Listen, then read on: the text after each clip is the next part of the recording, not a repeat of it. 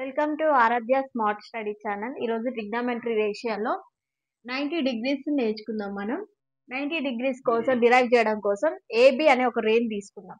AB ray AC ఒక segment with R length.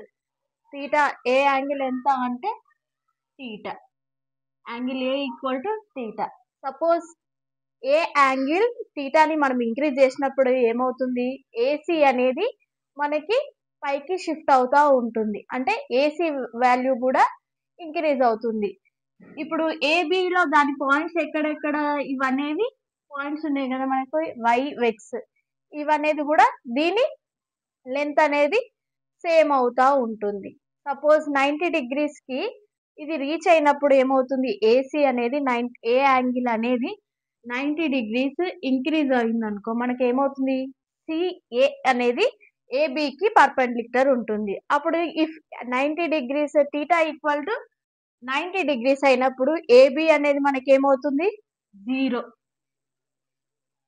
AC ఏమవుతుంది, AC BC length AC length ఏమవుతుంది, R అవుతుంది. మనకు AB equal to 0, AC equal to R, BC ఏమవుతుంది, ఆర్ఏ అవుతుంది. ఎందుకంటే రెండు పర్పెండిక్యులర్ గా ఉంటాయి కాబట్టి. ఇప్పుడు సైన్ ఏ వాల్యూని మనం డిరైవ్ చేయాలంటే ఏంటిది, సైన్ అంటే ఏంటిది, ఆపోజిట్. ఆపోజిట్ ఏంటిది మనకి ఇక్కడ బిసి. బిసి దాని లెంత్ ఎంత మనకి, ఆర్.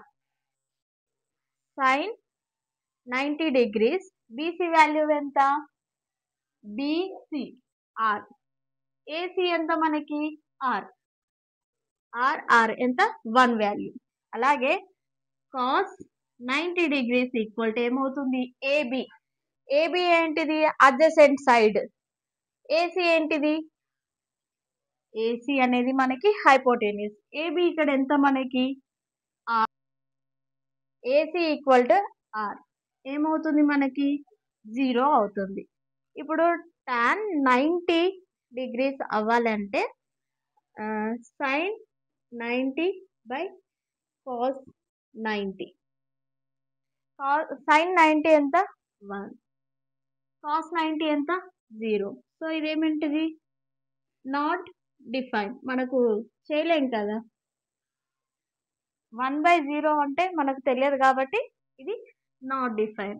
Thank you everyone.